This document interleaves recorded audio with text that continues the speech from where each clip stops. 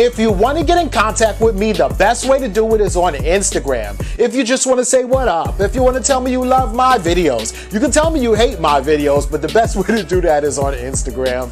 Peace, y'all. Jonny Fastlane here. So, T.I. gets a whole lot of backlash for his top 50 rappers list, and Desiigner leaks his own music on Soundcloud. Machine Gun Kelly gets like 10 stitches in the middle of his face, and 50 Cent really is working on a 6ix9ine film. Let's talk hip-hop.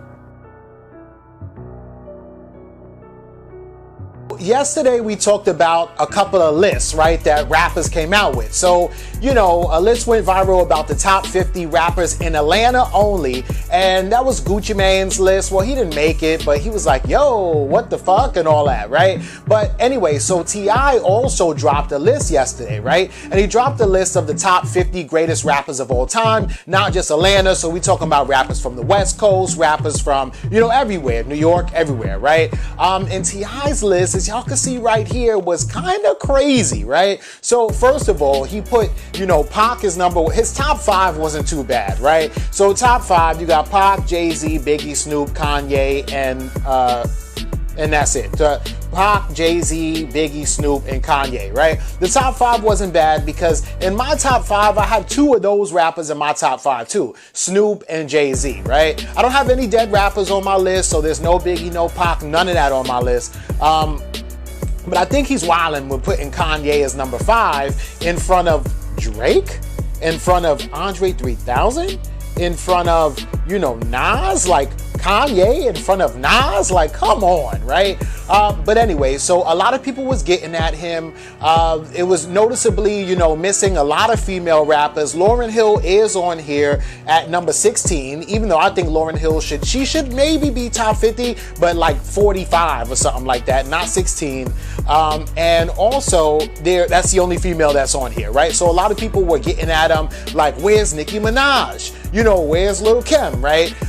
Where's Rod Digger? Where's Shawnna? You know, different rappers like that, right? So he went on his Expeditiously podcast yesterday, and they amended the entire list, right? So this is the new list, right? And it is kind of similar to the old one. The top 5 is the same.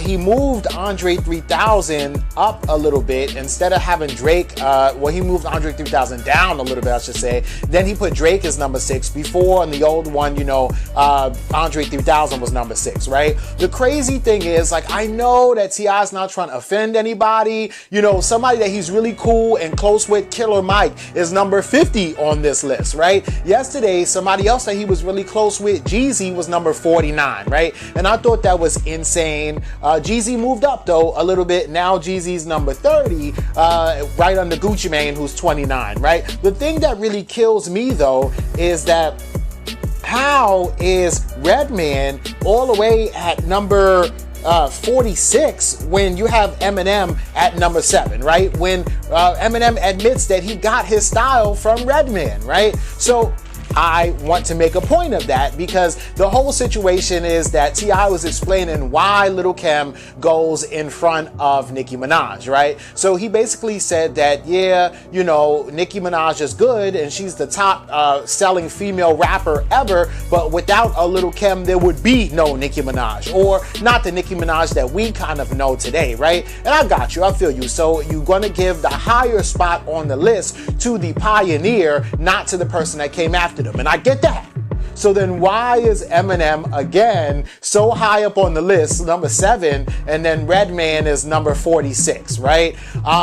That's crazy to me. You know, it's not like no one puts Vanilla Ice on their list, right? And if there was no Vanilla Ice who pioneered, you know, rap for white boys, then there would be no Eminem. But you're not going to throw Vanilla Ice on there in front of Eminem. Now, are you? You know what I'm saying? So I think that's kind of weird and funny, but I get it, right? So T.I. amended the list. This is the final list. This is the last list, right? So then he puts out a statement and then he says, basically, like, this is the final list. You know, don't come at me trying to tell me to change it from here on out. If you didn't watch my Expeditiously podcast, you really don't know what you're talking about, because on that podcast, we basically explain why everybody goes where they do. And then he says, oh yeah, we framed this photo or this drawing or, you know, this list for you, and you could win it by, you know, adding us and you know, downloading the Apple app and all that stuff like that. So, you know, that's cool. And definitely like a lot of dope content for his podcast. But, you know, he fixed the list a little bit, but I really, you know, Nicki Minaj should be above Lil' Kim, and Lauryn Hill should be way at the bottom because she don't even really rap like that. But, you know, that's just my opinion. His top 20 was cool. He got Jadakiss there. He got Cameron there. You know, he got all the usual suspects and all the hard-ass rappers, pause, you know what I'm saying? So let me know what y'all think about this in the comments. Alright, yo, so this is crazy, right? And so a couple days ago, man, I think it was like, I don't know when it was. Today is Tuesday, so maybe it was like Sunday or I don't know. Yesterday or I don't know, but whatever, right? A couple days ago, I talked about this, right? Because Desiigner put out a tweet saying, free me from my label, right? And the label that he signed to, believe it or not, is Kanye West's label, right? Kanye is the owner and the CEO of the record label. Pusha T is the president of the record label, right? And then you got, it's called Good Music. You got 2 Chainz on there. You got Q-Tip is on there sometime. Desiigner, of course. Tiana Taylor.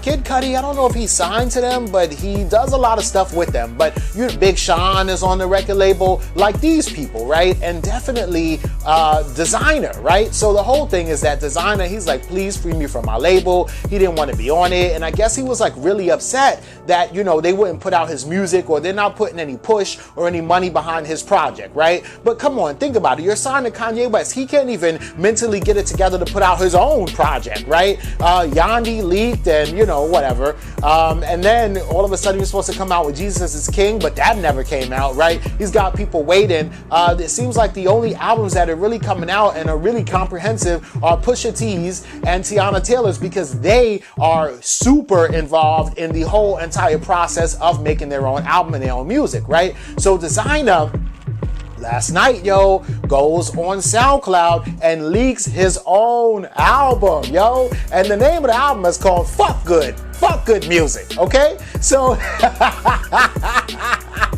Desiigner ain't playing around, right? Now, look, I don't know if this is his official album or it's just like a compilation of like a bunch of songs that, you know, he recorded that he wants to put out that he didn't put out, right? Or that they're not letting him put out, right?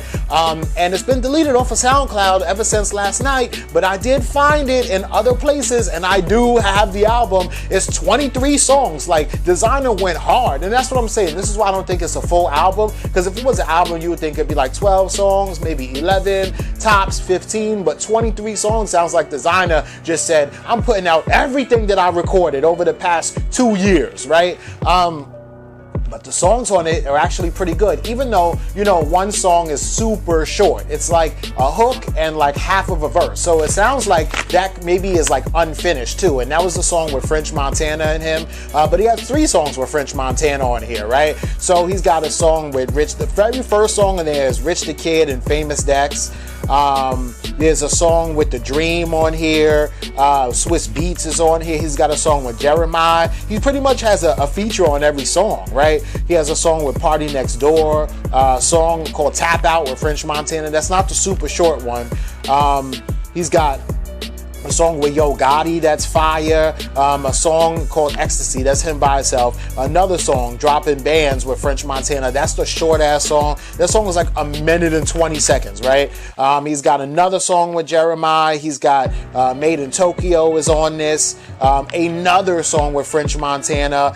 He's got a song with A Boogie with the Hoodie Champion. That joint is fire. Another song with Swiss Beats. Another song with French Montana, right? A song with Quavo. A song with Jadakiss, which is also fire. He's got another Do For Me, that's just him by himself. There's a song called Jackie Chan with Quavo on it and Takeoff.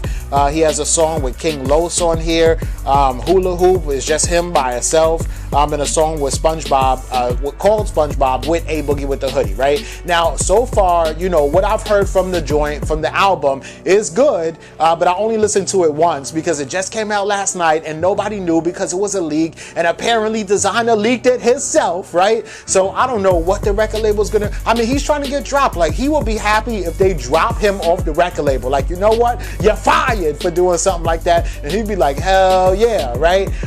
Which is super crazy, man. And a lot of things are going on with Desiigner. And like I said, man, I feel like they really signed him even in the first place because he had that hot song, Panda. They wanted it, so they said, all right, cool, we'll give this kid a record deal and trade that for the Panda song, which Kanye used for his album on Life of Pablo. So, man, I don't know, man. And it seems like once he signed on that line, they just kind of forgot about him and let him do his own thing. Now, that's good and bad. Like, if they let you do your own thing, then you have freedom to create and do your own thing, but then you have to really bring something to the table and push and push and push them to put it out, right? But I'm sure that Desiigner probably feels like him doing his own thing is almost like he was forgotten about a little bit, and nobody likes to be forgotten about, so Desiigner is rebelling against Kanye. Let me know what y'all think about this in a comment. Oh, this is way more mellow than I thought it was.